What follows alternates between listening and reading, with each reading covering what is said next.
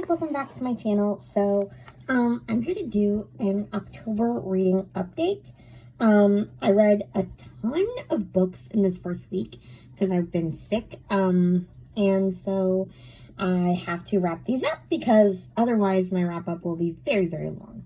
I can't even do a mid-month wrap up because I read so much. So, let's get started. So the first book I read, I can't really talk about. It's called A Great Reckoning by Louise Penny. I gave it 5 stars. I think it's book 12 in the Armand Gamache 3 Pine series. So I think I only have 5 or 6 left, which is great because I'm looking forward to being caught up as much as I'll miss this world. But this one was a little bit more suspenseful. Like, I really got into it because Armand Gamache was actually a suspect in this case. So it was interesting. So, yeah. Then I read 2 books by a new author that I just found, Nicole Trope. I think she's from Australia, so it kind of gives you Liane Moriarty vibes, because, you know, or, who else is from Australia? There's another one, I'm trying to think. What's her name? I'm losing my train of thought.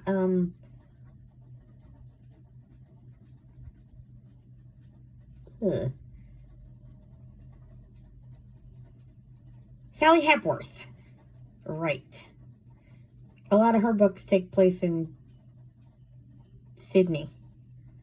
Anyway, so yeah, I read 2 books by this new author. I actually bought 9 from Audible just because they were they were decently priced and they all sounded good. And now I'm kind of regretting it because, well, okay. This first one's called His Other Wife. I gave it 3 stars. I just thought this one was a little too much. So basically, it's about this couple, and the man's daughter has to be taken away from her mom because her mom is having, like, issues where she won't sleep and she's having hallucinations. So she goes to live with her father and stepmother while the mom gets treatment. And the stepmother kind of has she takes issue with how close the father and the ex-wife are. Like, you know, she's kind of like, okay, can't you hate her a little? Like, why do you have to be so good to her? And you think she's unreasonable, and she is a lot of the time. But the problem is that they both like each other, the husband and the ex-wife. So, like, at the same time, like, there's just nobody good in this story. Because in the end, the stepmom sucks too, for reasons I'm not going to go into. The reason I didn't like this book was partly because everybody was unlikable except for the kid in the end. Like, and, there were just too many twists in the book. Like, a lot of twists that you think something's true and then it's not, and it just became a whole thing. So, I didn't like that one. But I like the next one I read more. It's called The Foster Family. I gave it 4 stars. Basically, the story was a little more linear and straightforward. This couple fosters a little boy, and he goes missing, but they don't want to tell the full truth because then they'd have to admit that the father is kind of abusive. Well, not kind of, he's very. And so she's afraid she'll lose the child, so... And then there's this older man, like in his 70s or 80s, who is like early stages of memory loss, dementia, Alzheimer's, I'm not sure which one. But he's not a reliable witness because he kind of rambles and nobody takes him too seriously, so that sucks. So, yeah. But, yeah, I enjoyed this one a little bit more. I'll see how the rest of her books are that I bought. Anyway. Now on to Mary Ann Saves the Day, book 4 in the Babysitters Club series. I give this one 4 stars. I'm doing this, like, read through of the Babysitters Club series with Sarah from The Bookish Knitter, although I'm actually ahead of where she is, because I'm very eager to get to the books that I have not read. And I have read books 1 through 10, because they were available on audio through Braille Institute when I was a kid. So I kind of have been sort of zooming through these. So in this one, Mary Ann, she's like the shy one of the group. her father's like super overprotective because her mother died when she was a baby, so he doesn't know how to raise a daughter, so he like has her wearing skirts and her hair braided. It's a whole thing. And she kind of learns to stand up to him and to her friends because basically like the whole thing of this book is that they're all fighting, and it's so funny. It's such a stupid fight. Like they all just kind of get mad at each other, and so she learns to stand up to her friends as well. It's a really good book. But it's also kind of insane to think what kids were, like these 12-year-old kids were allowed to do when they're babysitting compared to now. Like now you wouldn't see like a 12-year-old getting into an ambulance with a 3-year-old because the parents are like 2 hours away at like some baseball game. Anyway, so yeah, 4 stars for that one. Then I read Forbidden Falls, Virgin River #8 by Robin Carr. I gave this one 5 stars. This is actually the first Virgin River book I ever read before I knew that it was a series. I'm kind of reading them through just because, well, I've been wanting to finish them, but, you know, to catch up, I guess, but, I kind of stopped. And then I saw that Storm Reads was reading through them, so I kind of started. She already finished, but, you know, I'm just going to keep going till I finish. But, yeah, this one's my favorite, because it was, like, the first one I ever read. Basically, it's about this minister named Noah. He goes to Virgin River to fix up an old church and then basically take it over, and he needs help doing that, so he hires Ellie, a single mom who is trying to get custody back of her kids, and her custody situation is so twisted. It's wild. But I love both of these characters. They're great love interests. I'm very hit or miss when it comes to romances. I mainly went back to the beginning of this series because I had already read this book. So I wanted to see like the original story, but I don't like every book in the series just because of my pickiness of romance. So be prepared for me to nitpick some books because I'm going to soon. So, but this one is a 5 star. I love this one. Then I read The Night Gardener by Jonathan Auxier. I'm not sure if I'm pronouncing this right. I gave this 4 stars. I've heard about this one through Meredith from the Currently Reading podcast, and she talked about it a couple years ago. It was on the indie press list that they have, and I had wanted to read it at the time that she recommended it, but for some reason I was really creeped out by it. And then this time when I decided to try again, it wasn't so bad. I don't know what made a difference. Maybe I was numb on cough syrup, but I didn't care. But I'll read the description. Follows 2 abandoned Irish siblings who travel to work as servants at a creepy, crumbling English manor house. But the house and its family are not quite what they seem. Soon the children are confronted by a mysterious specter and an ancient curse that threatens their very lives.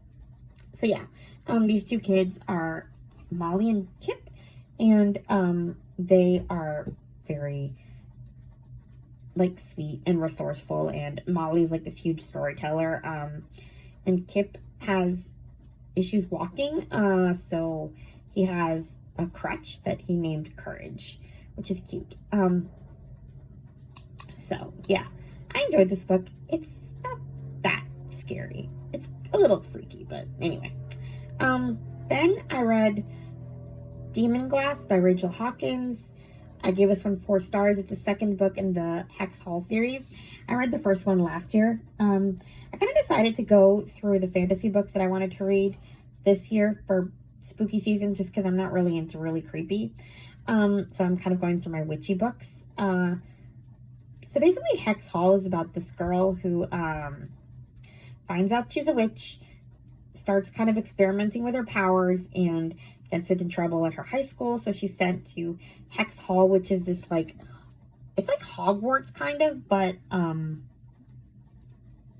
you kind of are forced to go there when you misbehave. It's like a reform school. And so I read Hex Hall last year, and the next 2 books are Demon Glass and Spellbound, which I also gave 4 stars. So I read those. Can't really talk about them because it's in the middle of the series, but completed that series. Then I read None of This Is True by Lisa Jewell. I gave this one 5 stars. Heard about this one through Currently Reading podcast. So it's about these 2 women, Alex Summers and Josie Fair, and they meet at a bar on their 45th birthdays. Turns out they were born on the same day at the same hospital. So that's kind of how they meet. And Alex is is a podcaster, and she kind of interviews these women about their lives, how they're changing their lives after like bad situations. And Josie asked her to interview her, so she let her tell her story because she was on the cusp of this huge life change. And the story that she tells is super twisted and awful, and like, it's crazy. And Alex is partly horrified, partly fascinated, and next thing she knows, Josie is like living in her house. It's a whole thing, and things spiral from there. Some things turn out to be true, some things don't. It's crazy. But there's a lot of like themes of abuse in this book of many different kinds. So yeah. It's a great audiobook listen though.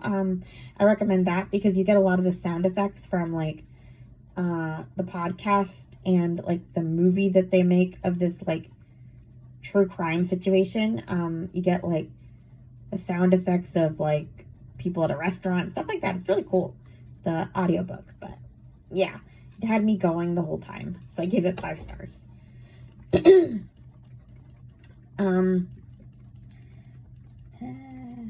Okay. Then I read Angel's Peak, Virgin River number 9. I gave it 3 stars. Here's where my complaints begin with romance books as far as this series. Okay. First of all, I don't like people who keep kids from their dads unless it's like a really good reason. And I don't consider this a very good reason. That he was a jerk to her and he broke her heart. Yeah, well, too bad. You created a kid. I have no sympathy for you as far as that goes. Like, I guess if I were... Okay. It's about Sean and Frankie, and Sean is a jerk, and so is Frankie, or Francie, or whatever they call her. Basically, I just didn't like either one of these people. Sean was a total jerk to Francie, and I get why they broke up, and I just don't think they should have been together, or gotten together in the end. I mean, come on, it's not a spoiler. All these books end with these couples getting together. And I just didn't think either one of them should have reconciled.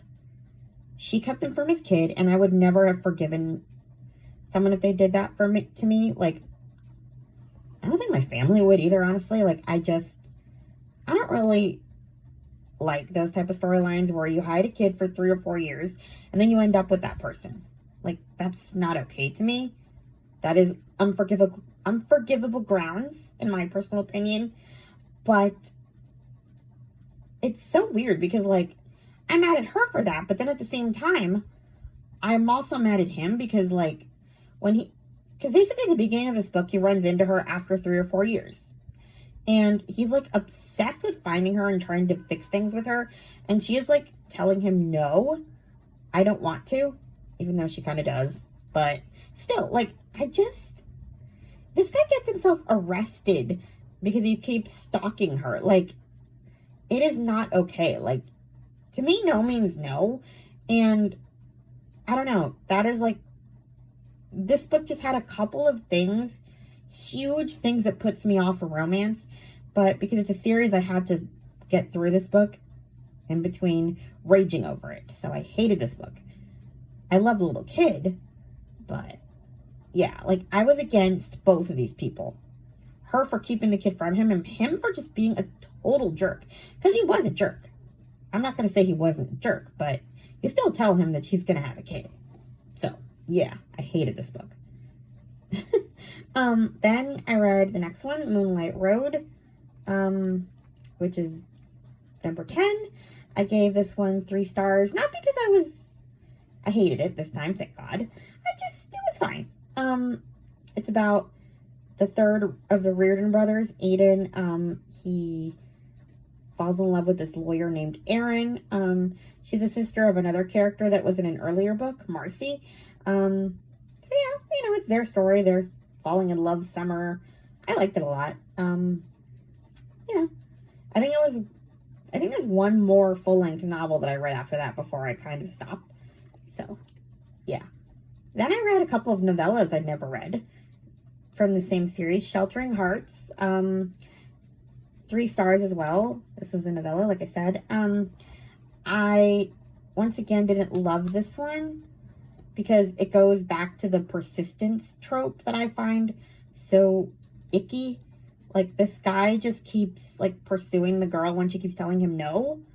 And not even just, like, I don't know, maybe I think it'd be terrible living in a small town. Because, like, I was totally on her side when she got mad at him because he was, like, fixing her car checking out her car without her permission.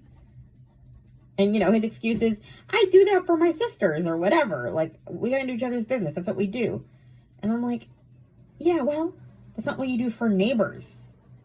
Especially when they're telling you to back off. I don't know.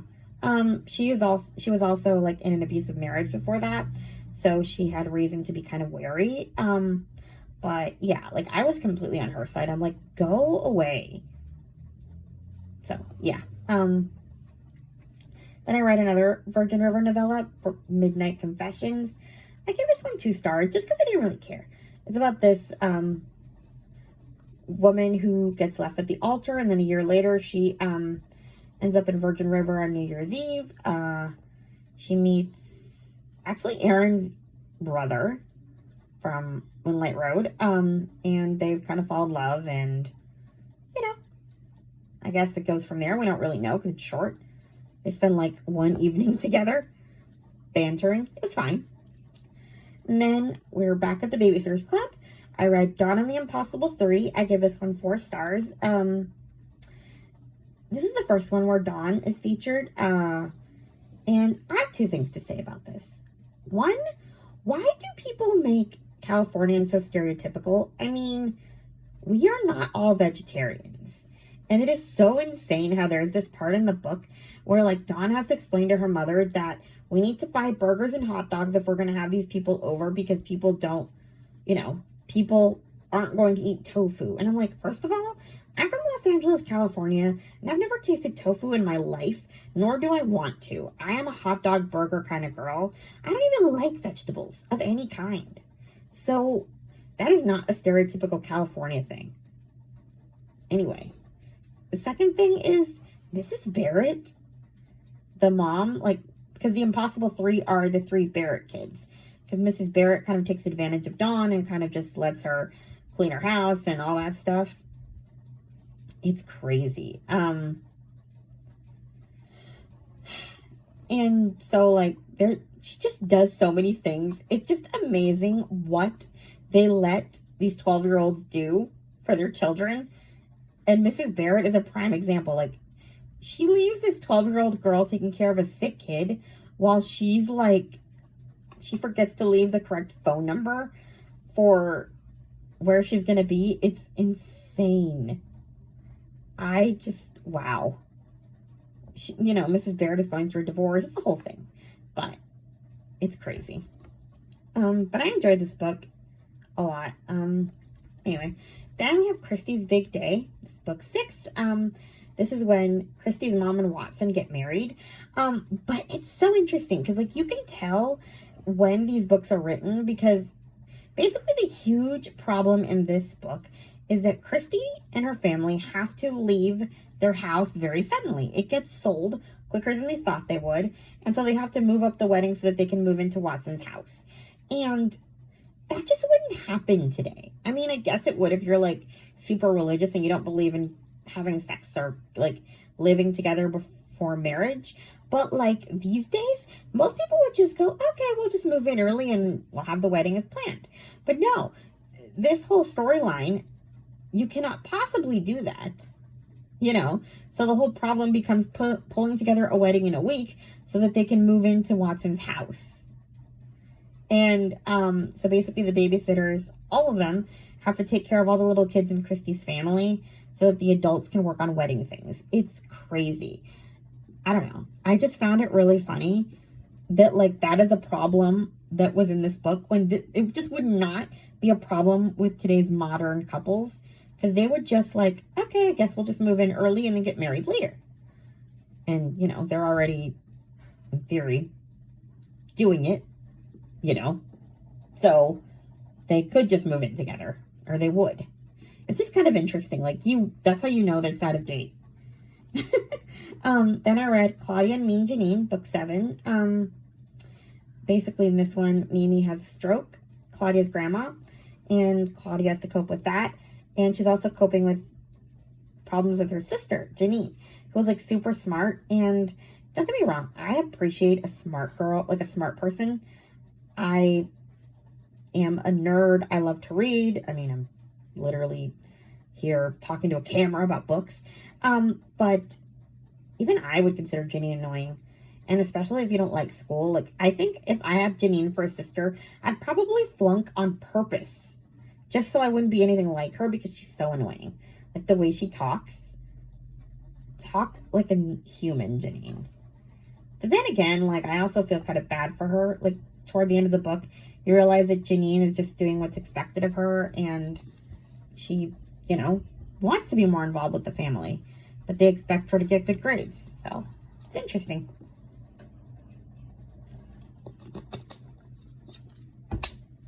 Anyway, then I read Nevermore by Jessica Townsend. I gave this one 5 stars. This is my mission to read all of my fantasy books this month. And I've had this on my TBR since 2020.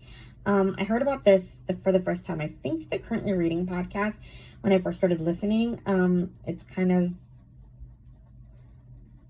like they compare it to Harry Potter. I don't know if I'd go that far, but I'll read the description for this one. Morgan Crow is cursed.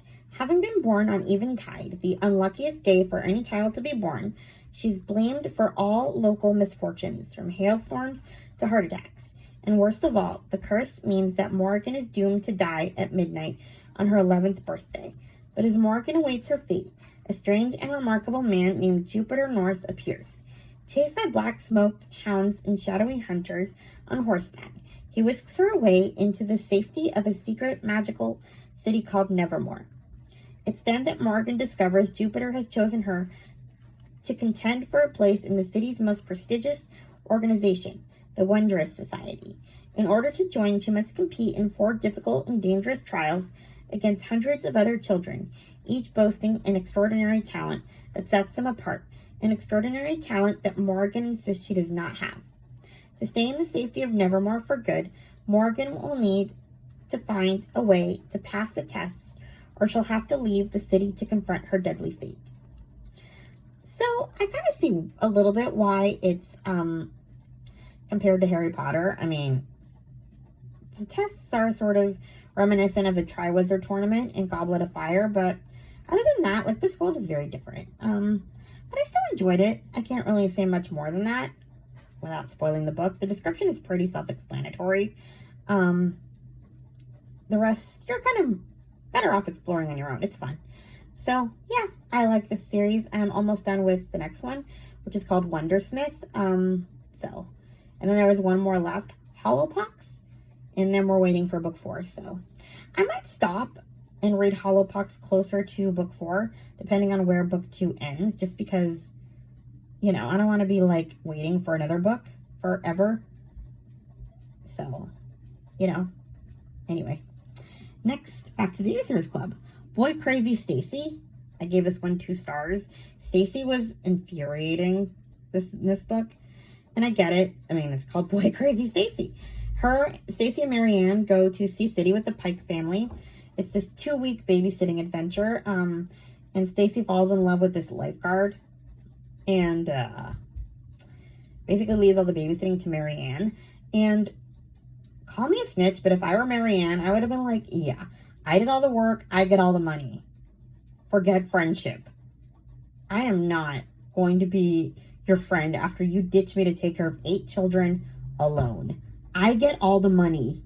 So I thought Marianne was too nice, and I gave it 2 stars. Yes, I am petty. I acknowledge it, and I am fine with it. Then I read The Ghost at Dawn's House. I gave this one 3 stars. I liked it. It was fun. Perfect for this time of year. Dawn thinks there's a ghost in her house. I'm not going to say whether there is or there isn't. She finds a secret passageway. It's a great book. And then Logan Likes Marianne is the last book that I read this week. I also gave it 3 stars. I kind of rushed through this one just because I'm very excited to keep going in the series. Because after this one, it's where we get to new territory that I've never read. And I'm really excited about that. But yeah, Marianne and the gang start 8th grade, where they apparently stay for the rest of the series, which is crazy to me. Because, like, you see some books takes place in Thanksgiving and summer. So what, we're just doing 8th grade over and over and over? Okay, fine. Yeah, she falls in love with this kid named Logan. He's cute, I guess. I like his southern accent in the audiobook. So, yeah. I don't know. It's all good. Anyway, those are the books that I have read so far this month. It is a lot. We'll see how next week goes. I don't know. My brother's supposed to visit this week, so maybe I'll get less reading done than normal. Like I said, I'm almost done with Wondersmith. The second Nevermore book. I'll probably switch over to something else after that, like I said. Anyway, please like, comment, and subscribe, and I'll talk to you guys in my next video. Bye!